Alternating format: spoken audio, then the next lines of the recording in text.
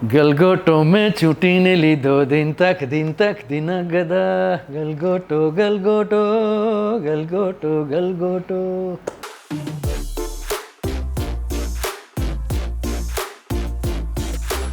Welcome બાતચીતના Navratri special એપિસોડ્સમાં. તો ગરબા એ ગુજરાતનું ગૌરવ છે અને ગુજરાતનું નહીં આખા વિશ્વનું ગૌરવ છે. અને આપણી સાથે એક એવા કલાકાર છે, આજે આપણી જોડે જે ગેસ્ટ છે એવા છે જે યુગોથી, એમને યુગ બદલાતા જશે. બહુ ઓછા એવા કલાકારો છે જે વર્ષોથી ગરબા સિંગિંગમાં, ટ્રેડિશનલ સિંગિંગમાં છે. અને આપણી જોડે જે ગેસ્ટ છે એ 40 વર્ષોથી વધારેથી ગરબા કરે છે, ગરબા ગવડાવે છે વડોદરામાં, ગુજરાતમાં અને ઇન્ટરનેશનલી બી ગરબા ગવડાવે છે. તો યસ, આપણે બધા વેલકમ કરીએ અચલ મહેતા સરનો. Thank you so much. કેમ છો સર? બસ, શું ચાલી રહ્યું છે અત્યારે? નવરાત્રિની તૈયારી કેવી ચાલી રહી અત્યારે નવરાત્રિની પૂરજોશમાં તૈયારી ચાલી રહી છે અને સાથે સાથે વિદેશ પ્રવાસની પણ તૈયારી છે. અને વિદેશથી આવીને આપણે વડોદરાની નવરાત્રિની તૈયારીઓ. તો આપણે જો શરૂઆતથી વાત કરીએ તો તમે 40 વર્ષો ઉપરથી મ્યુઝિક ઇન્ડસ્ટ્રી ગરબામાં છો સ્પેશિયલી. જી બિલકુલ. તો આ સિંગિંગની કે આ શોખ ક્યારથી જાગ્યો? સંગીતનો શોખ મને નાનપણથી હતો. હું સુરત હતો પહેલાં, અને સુરતથી લગભગ 1979માં વડોદરા આવ્યો, સ્થાયી થયો અહીંયા. અને પછી જોયું કે અહીંયાના ગરબા બહુ જ પ્રચલિત છે અને લોકોમાં એક અનેરો ઉત્સાહ હોય છે નવરાત્રિ મહોત્સવ ઉજવવાનો. એટલે અમે લોકો મિત્રો બધા ભેગા થઈને અલગ અલગ જગ્યાએ જ્યાં જ્યાં પ્રખ્યાત ગરબાઓ થતા હતા, ફાઇન આર્ટ્સ છે, હોમ સાયન્સ છે, નૂતન ભારત છે, વિમલ સોસાયટી છે, ઇન્કમટેક્સ પાસે રેસકોર્સ પર છે, એ બધી જગ્યાએ અમે લોકો ભેગા થઈને જોવા જતા હતા કે ગરબા શું છે ને કેમ આટલું બધી લોકોનો ઉત્સાહ કેમ આટલો બધો હોય છે. અને આ છે ને એક પ્રકારનું એડિક્શન છે. એકવાર કોઈ પણ વ્યક્તિને ગરબામાં તમે લઈ જાઓ એકવાર, એટલે પછી એને ફરીવાર જવાનું મન થાય. આ એક પ્રકારની એમ કહીએ ને કે આપણે માતાજીની ભક્તિ કરીએ છીએ.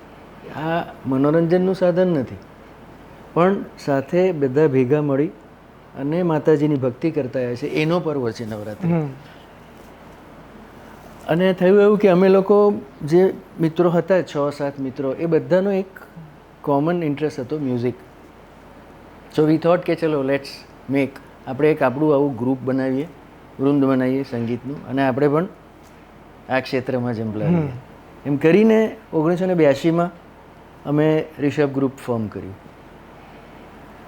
અને નાની નાની જગ્યાએ પરફોર્મન્સ ધીરે ધીરે શરૂ થયા. એમ કરતાં કરતાં હવે સંગીતનો શોખ કોમન હતો બધાનો, અને એવો વિચાર આવ્યો કે ચલો એક કંઈક નવી રચનાઓ પણ આમાં ઉમેરીએ. પારંપરિક ગરબાઓ તો થાય જ છે વડોદરામાં વર્ષોથી. એટલે સૌથી પહેલી એવી એક રચના બની જે તારા વિના શ્યામ. હા. અને એક પ્રયોગાત્મક અમારો પ્રયાસ હતો, પણ સક્સેસ ગયો. કારણ કે ગરબાની જે મૂળભૂત એસ્થેટિક વેલ્યુ અને જે સેન્સ છે ને એને અમે ડિસ્ટર્બ નથી કરી પહેલેથી, એ અકબંધ રાખી છે. પણ ખાલી થોડું લાઇટ ક્લાસિકલ એટલે કે હળવા શાસ્ત્રીય સંગીતનું કલર એમાં મિક્સ કર્યો અને લોકોને ગમી ગયું. એટલે એક પછી એક બધા થતા ગયા. જમુનાને કાંઠે વેણુ વગાડતો, વાલમની વાંસળી, અને એ લોકોમાં પ્રિય થવા મળે. એટલે અમારો ઉત્સાહ વધી ગયો. એમ કરીને દર વર્ષે અમે લોકો નહીં તો 7 થી 8 નવા ગરબાઓ બનાવવાનું શરૂ કરી દીધું.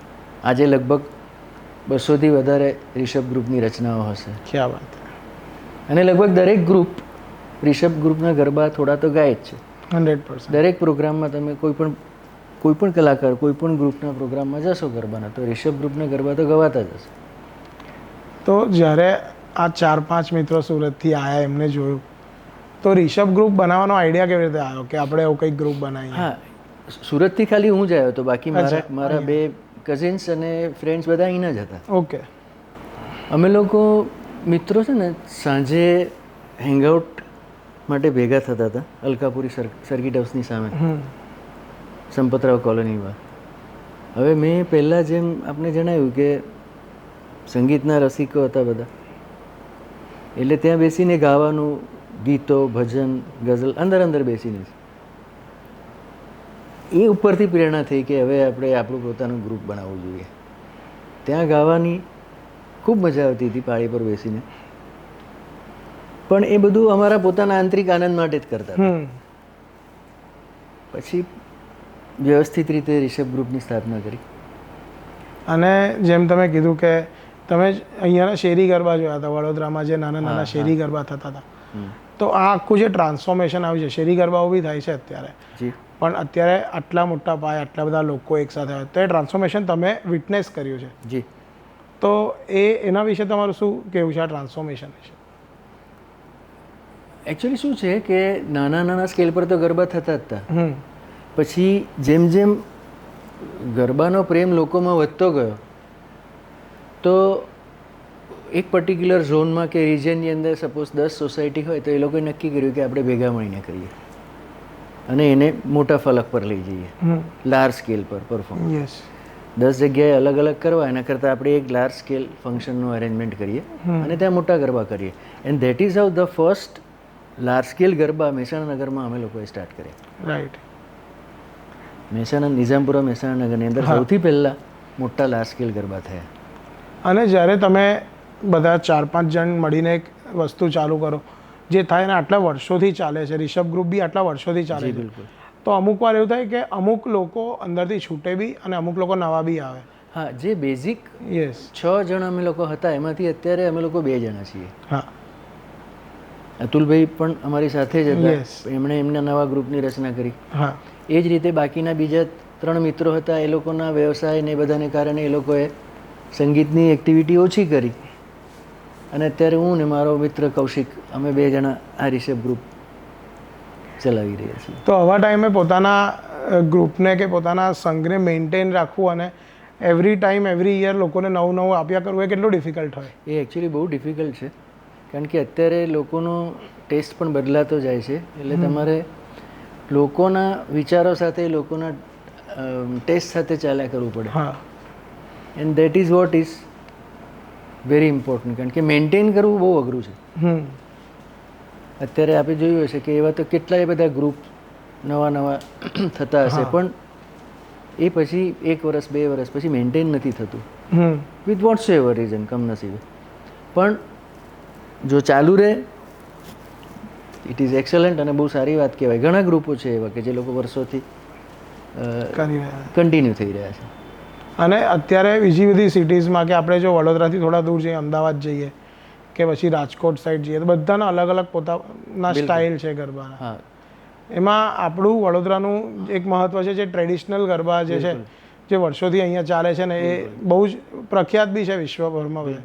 તો આજે આ નવો ટ્રેન્ડ આવ્યો છે ડિસ્કો દાંડિયા અને એ બધા, એના પર તમારું શું ઓપિનિયન છે કે ગરબાને કમર્શિયલ આટલું બધું તમે બોલિવૂડના લઈ જાઓ ને બધું? પરિવર્તન સૌથી પહેલાં તો એક નિયમ છે સંસારનો, બરાબર? હવે આની અંદર જે પરિવર્તન કે જે ચેન્જીસ આવી રહ્યા છે એ 2 પ્રકારના હોય. કે એક ચેન્જ થોડો ડેન્જરસ હોય કે જે તમને સિલેબસની બહાર લઈ જાય અને એ પરફોર્મ થતું હોય, which is not a garba. હા, એ નવરાત્રિના ગરબા ના કહેવાય પછી. અને અમુક વખતે જે યુવાન પેઢી છે, અત્યારની યુવક ને યુવતીઓની પેઢી, રાઈટ, એ લોકોને ફોર એક્ઝામ્પલ થોડા વધારે રિધમ ઓરિએન્ટેડ ગરબાનો શોખ છે. તો we also keep on doing such changes કે જે પહેલાં સ્લો અને મીડિયમ સ્લોથી અમે લોકો આખી રાત ગરબા ગાતા હતા, રાઈટ, એ ટ્રેન્ડ આખો હવે ચેન્જ થઈ ગયો, કારણ કે આપણી પાસે ટાઈમ લિમિટ પણ આવી ગઈ, હવે સરકારશ્રીની સમય મર્યાદા પણ આવી ગઈ, અને આ ઓછા સમયની અંદર લોકોને પકડી રાખવાના 3 કલાક 4 કલાક, એ લોકોને જે વસ્તુ ગમે છે એનાથી, એટલે અમારે ચેન્જ કરવું જ પડે એ વસ્તુ. એટલે અમે લોકો બનતી પૂરી કોશિશ કરીએ છીએ કે એ નાના બાળકથી માંડીને મોટાઓ સુધી બધાને ગમે એ પ્રકારના ગરબાઓ દર વર્ષે અમે કંઈક ને કંઈક નવા ઇન્ટ્રોડ્યુસ કરતા રહીએ છીએ, અને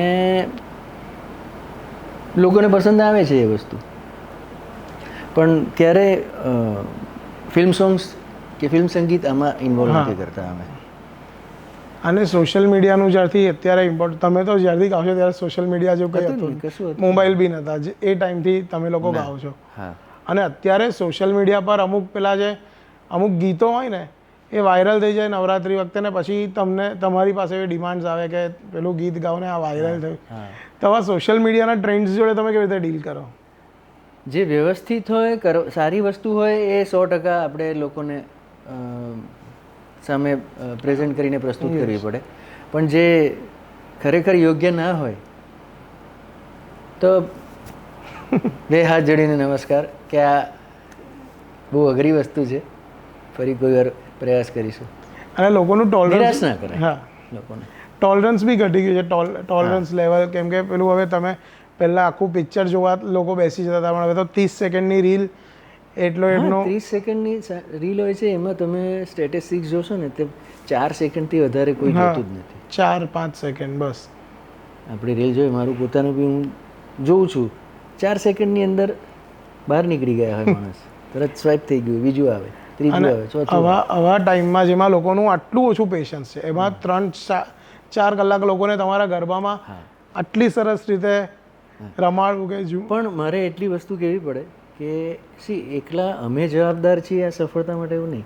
હા સૌથી વધારે ગરબા જે લોકો ફરે છે, ગરબા પ્રેમીઓ છે, સંગીત પ્રેમી, એ લોકો જવાબદાર છે. અત્યારે એ લોકો ના હતે તો અમે અત્યારે જ્યાં જે પણ સ્થાન ઉપર છીએ ત્યાં ના હતે ને. એટલે the credit goes to basically our music lovers, garba પ્રેમીઓને, વડોદરાની સંસ્કારી જનતાને જાય અને યુવક યુવતીઓને જાય. અને તમે આટલા બધા વર્ષોથી જેમ આપણે વાત કરી તમે અલગ અલગ ઇન્ટરનેશનલ ટૂર્સ બી કરી તો તમારી પહેલી ઇન્ટરનેશનલ ટૂર કયા વર્ષમાં હતી? 2010માં. 2010.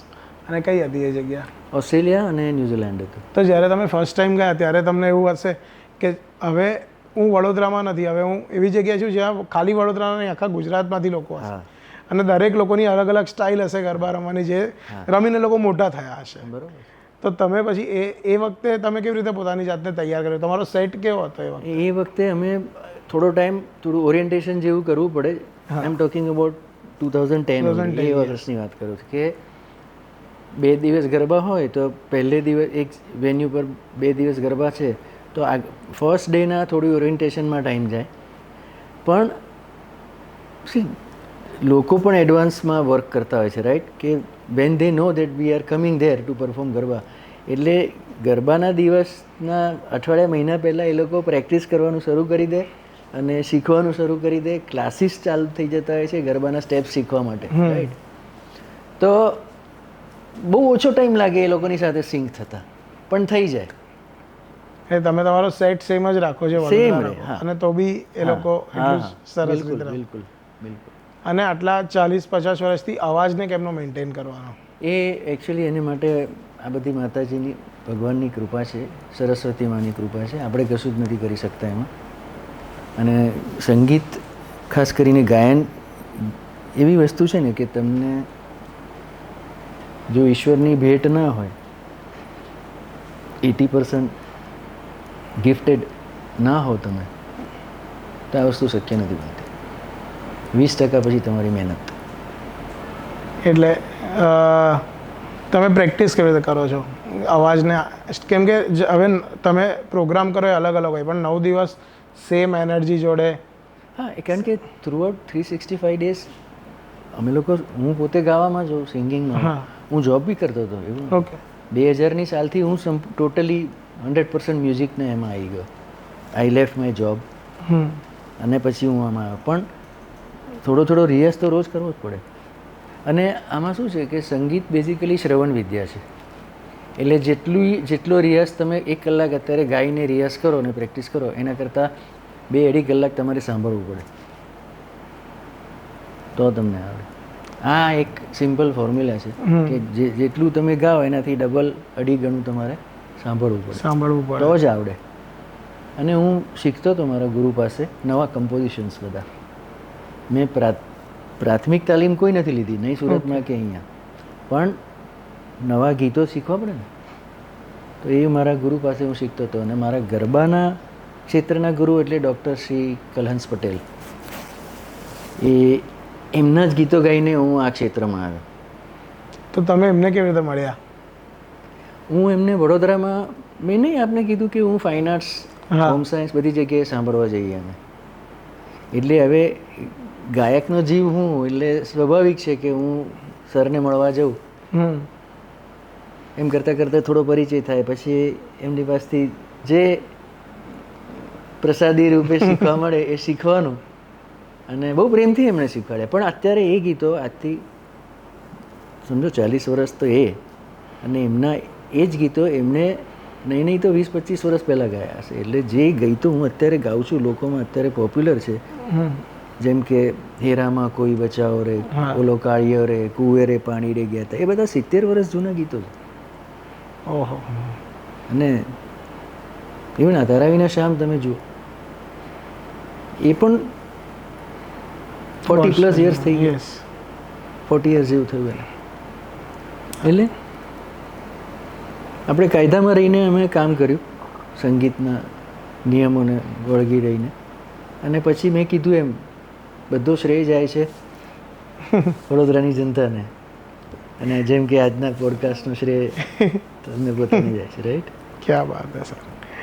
તો જ્યારે તમે એક વસ્તુ પાછળ કે એક વસ્તુ અને આટલો બધો સમય આપો તો એઝ અ પર્સન તમારી લાઈફમાં બહુ બધી વસ્તુઓ છૂટે. જ્યારે હું 7-8 વર્ષથી આ ફિલ્ડમાં છું તો અમુક એવી જગ્યાઓ હોય છે જ્યાં મારે જવું પડે એવું હોય છે કે પર્સનલ કમિટમેન્ટ્સ આપણા છૂટે છે. એઝ અ પર્સન એ સેક્રિફાઈસીસ તમે કેટલા સેક્રિફાઈસીસ એવા છે જે અત્યાર સુધી તમે ઘણા બધા સેક્રિફાઈસ. કઈ વસ્તુ છૂટી છે એવું? એટલે અમુક વસ્તુઓ લાઈક મિત્રો સાથેનો સાથ છૂટે, કુટુંબની અંદર જે હરવા ફરવાનું મળવાનું ને બધું હોય એ છૂટી જાય, ઓછું થઈ જાય. પછી જ્યારે વેકેશન પિરિયડ આવતો હોય અને અહીંયા આપણા પ્રોફેશનલ શોઝ લીધા હોય તમે, તો એ ટાઈમે એ પ્રસંગો તમે એટેન્ડ ના કરી શકો, એટલે ત્યાં લોકો નારાજ થાય. આવા ટાઈમે કેમ મેન્ટેન કરવું પોતાની જાતને, કલેક્ટિવ રાખવું કેટલું જરૂરી હોય છે? બહુ બેલેન્સ રહેવું બહુ જરૂરી છે. અને જેમ તમે તમારા ગુરુજીની વાત કરી તો એમનો એક એવો ગરબો જે તમને બહુ જ ગમે છે અને તમે અમને સંભળાવી શકો?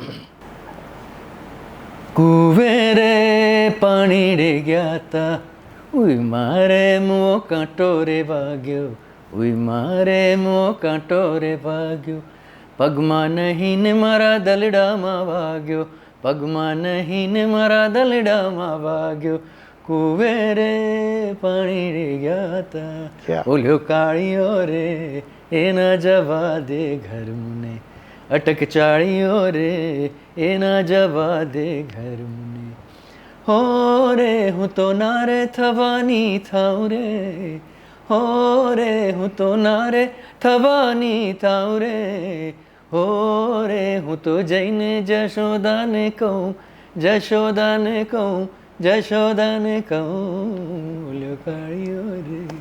જોરદાર સર, મજા આવી ગઈ. આજે સવારે જ્યારે મેં મમ્મી પપ્પાને કીધું ને કે મારું તમારા સાથે પોડકાસ્ટ છે તો એમને કીધું અમે અમારા ટાઈમથી એમના ગરબામાં બહુ જ ઝૂમ્યા છે. એ મમ્મી પપ્પા છે જે તમને રવિન સર કરીને કહેતા, રવિન નાયક સર અને અતુલ સર, એ ત્રણેય જોડે એ લોકો એટલે એટલા વર્ષોથી એવા લોકો છે જે તમને ઓળખે છે ને અત્યારે બી એવા લોકોને હું મળું છું કે એ તમારા જ ગરબામાં આવે છે. સાચી વાત છે. તો આ કનેક્શન, આ બોન્ડ જનરેશન સુધી બનાવી રાખવું એ બધું મેં કીધું ને એમ કુદરતી વસ્તુ છે. હા. અમે એવા પણ અનુભવ કર્યા છે કે જ્યારે આરકીના ગરબા સ્ટાર્ટ થયા અમારા, એ વખતે જે યુવક યુવતીઓ રમવા આવતા હતા, પછી એ લોકોની વચ્ચે સંબંધ બંધાયો, એ લોકોના એન્ગેજમેન્ટ થયા, એ લોકોના લગ્ન થયા, અને હવે કોઈ જગ્યાએ યુએસમાં કોઈ જગ્યાએ તમે જઈને પ્રોગ્રામ કરો ત્યારે તમને મળવા આવે ને કે અમે ફલાણા વર્ષની અંદર અમે લોકો તમારે ત્યાં ગરબા રમતા હતા, ત્યાં અમારી ઓળખાણ થઈ અને અમારા લગ્ન થયા અને આ અમારા 2 કિડ્સ છે. ક્યાં વાત. એવું પણ બને કે છોકરાઓ મોટા થઈને કહે કે અમારા મમ્મી ડેડી પણ રમવા આવતા હતા, અમે મારા ડેડીને લોકોને લઈને આવ્યા છીએ તમારા ગરબામાં. સો આ મેં કીધું ને કુદરતી છે બધું. અને એવા કોઈ એક્સપિરિયન્સીસ તમારા જે તમે કોઈ એવો એક્સપિરિયન્સ છે જે તમે શેર કરવા માંગતા હો બહારનો? મેં કીધું ને કે આ જ રીતે થયું કે 2 કે 3 કપલ એવા મળ્યા કે એ લોકોના પ્રેમ લગ્ન થયા હતા અમારા ગરબાને લીધે, અને આ આવી એકલ લોકલ ઘટના નથી, એવી તો કેટલીય ઘટનાઓ, હા કેટલાય પ્રસંગો બન્યા હશે કે કેટલાય લગ્નો થયા કે જે લોકો નવરાત્રિમાં ભેગા થયા હોય. કારણ કે 7-8 કલાક આખી રાત લોકો ગરબા કરતા હતા અને તે કોઈ જાતના ન્યુસન્સ વગર હા બહુ શાંતિપૂર્વક એ બધા ગરબા થતા હતા. સવારે 5 વાગ્યા સુધી ગરબા થાય અને લોકો દૂધ લઈને પછી ઘરે જાય કે આ ગરબા પત્યા. અમે લોકો ઘરે જઈને પછી સવારે જોબ પર જતા હતા. પણ આ 1-2 પ્રસંગ એવા હતા કે જ્યારે મને બે કે ત્રણ કપલ્સ એવા મળ્યા કે એ લોકોના લગ્ન ત્યાં નક્કી થયા હતા અને એમાંથી એકનું તો થતું નહોતું ને પછી ભેગા થઈ જોયા હતા એ લોકો એકબીજાને ગરબાની અંદર and it was then done કે ચલો હવે આપણે લગ્ન કરીશું. અને એ વખતે જેમ તમે કીધું કે આખી રાત ગરબા ચાલતા હતા હા અને અત્યારે હવે એ ટાઈમ ઓછો થતો જાય છે, તો એ વખતે તમારી પાસે 5-6 કલાક હતા, એટલો બધો સ્ટેમિના બી તમને એ વખતે જરૂર પડતી હતી.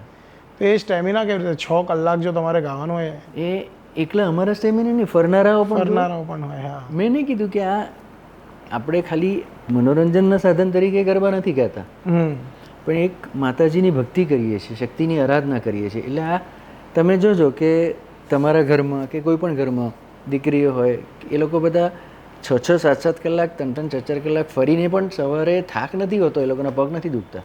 એ 9 દિવસ પૂરતું એટલી બધી એનર્જી હોય ને ફરનારાઓમાં અને ગાવામાં. આ માતાજીની કૃપાથી જ થાય છે. અને લોકો ઉપવાસ કરે છે નવરાત્રી. હા, નકોરડા ઉપવાસ કરે છે હા અને ગરબા પણ કરે છે. ગરબા પણ કરે છે. એટલે હા, પછી 10મા દિવસે જુઓ તમે એ હાલત નહીં હોય, એ મૂડ નહીં હોય, એ ઓરા નહીં હોય વાતાવરણમાં. આ ચમત્કારિક વસ્તુ છે. અને તમે જ્યારે વડોદરા કરતા હો કે ગુજરાતમાં કરતા હો તો તમે તમારું ટેક રાઇડર કે સાઉન્ડ આપી, આપણે થોડું ટેકનિકલ જઈએ તો તમે તમારું એક રિક્વાયરમેન્ટ આપો ને તમે મેક શ્યોર બી કરો કે મળી જાય તમને. હા હા પણ જ્યારે તમે બહાર જતા હો હા ત્યારે સાઉન્ડ એ વખતે બેલેન્સ કરવું બહુ અઘરું થઈ જાય, હા. પણ પરફોર્મ તો કરવું જ પડે. એટલે સાઉન્ડ અઘરું પડે. કેટલું ઇમ્પોર્ટન્ટ હોય છે, કેમ કે સાઉન્ડ ઇઝ વેરી ઇમ્પોર્ટન્ટ. અમુક વાર લોકો કે ઓર્ગેનાઇઝર્સને બી આ વસ્તુ એવું હોય છે કે સાઉન્ડમાં તો ચાલે હવે એટલે સાઉન્ડ, હું તો સાઉન્ડવાળાઓને મારા ભગવાન સમાન જ માનું. એને પહેલાં જ કહી દઉં કે ભાઈ સાચવી લેજો આજે. એ વડોદરા હોય કે કોઈ ઇન્ડિયા હોય કે ઇન્ડિયાની બહાર હોય, કારણ કે એના હાથમાં જ છે આપણી ચાવી. કલાકાર ગમે તેટલો સારો કેમ ના હોય, પણ જો સાઉન્ડવાળો ધારે તો એને 4 ચાંદ લગાવી દે તમારા આખા ફંક્શનમાં. એટલે સાઉન્ડ બહુ અગત્યનું. અને જ્યારે તમે સ્ટાર્ટ કર્યું હશે ત્યારે આટલું બધું ટેકનિકલ નહોતું અને હવે એ ઇવોલ્વ થઈ રહ્યું છે કે સાઉન્ડ બી સારો થઈ રહ્યો છે, ઇન્સ્ટ્રુમેન્ટ્સ બી વધી રહ્યા છે. એક્ઝેક્ટલી.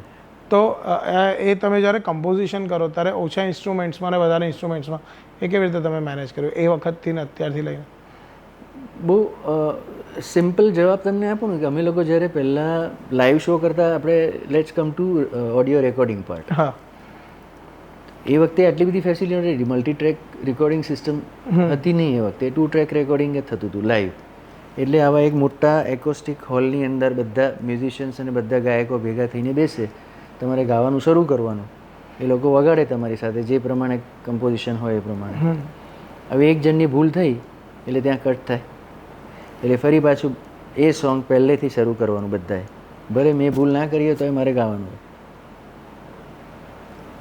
એ ફેસિલિટી આ ટ્રેક સિસ્ટમ પહેલાં હતા નહીં. તો એ તમે ઘણા લેખમાં ને બધા વાંચ્યું હશે ને બોલિવૂડની અંદર સોંગ્સની સેમ વસ્તુ હતી, રાઈટ? કે પહેલાં મલ્ટી ટ્રેક સિસ્ટમ હતી જ નહીં. એટલે પહેલાં સિંગલ ટ્રેક પર જ બધું રેકોર્ડિંગ થાય, બધા ભેગા થઈને જ પરફોર્મ કરે અને એ રેકોર્ડિંગ થઈ ગયું, બસ થઈ ગયું પૂરું. એમાં સુધારા વધારા ના થાય, આખે ને આખું નવેસરથી જ કરવું પડે. અત્યારે તો તમે રીટેક્સ ને અત્યારે તો બધા પોતાના ટાઈમે જઈને પોતાનું કામ કરીને આવતા રહે. એવું જરૂરી નથી કે બધા સાથે જ અવેલેબલ હોય. રિધમ થઈ ગઈ પછી મ્યુઝિક થયું, હાર્મોની થયું, સિંગરને ટાઈમ છે નથી, ડ્યુએટ હોય તો એક સિંગરને ટાઈમ છે, બીજા નથી, તો એક જણ પોતાનું કામ પતાવીને જતો. પણ સ્ટુડિયો સિંગિંગ અને લાઈવ સિંગિંગમાં કેટલો ડિફરન્સ છે? આકાશ પાતાળનો ફરક.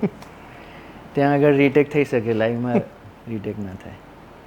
અને એનર્જી લેવલ પણ તમારે લાઈવમાં વધારે જોઈએ. અને તમે શું પ્રિફર કરો? હું બંને, કારણ કે હું ઉછર્યો છું વચ્ચે બે.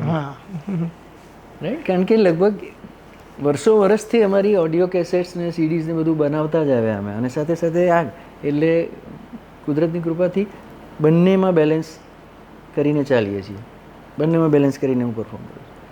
અને કોઈક વાર હું સોશિયલ મીડિયાનું પ્રેશર કે એવું કંઈ તમને ફીલ થાય કે મારે કંઈક પોસ્ટ કરવું પડશે કે મારે કંઈક બતાવવું પડશે? કેમ કે તમે જે જનરેશનથી આવો છો કે તમે જે જનરેશનમાં રહ્યા છો એ જનરેશનમાં લાઈવ સિંગિંગ, લાઈવ શોઝ એનું બહુ જ મહત્ત્વ હતું ને અત્યારે બધું સોશિયલ મીડિયા પર ધીમે ધીમે શિફ્ટ થાય છે. અત્યારે જરૂરી છે તમારા વર્કનું પોર્ટ્રે કરવાનું on regular basis, up to date રાખવું પડે તમારે, so that people come to know કે know this is what it is.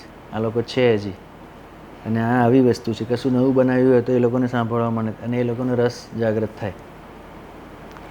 અને હા, યસ, બહુ ઇમ્પોર્ટન્ટ છે સોશિયલ મીડિયા પર.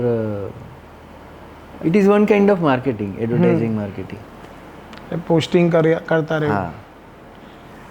તો તમે એક ગ્રુપથી વડોદરામાં વર્ષોથી એક ગ્રુપ સાથે જોડાયેલા છો, તો એ કનેક્શન કેવી રીતે થયું અને અત્યાર સુધી એ કેમનું મેન્ટેન કર્યું છે તમે? એટલે ઓર્ગેનાઇઝર્સ? યસ.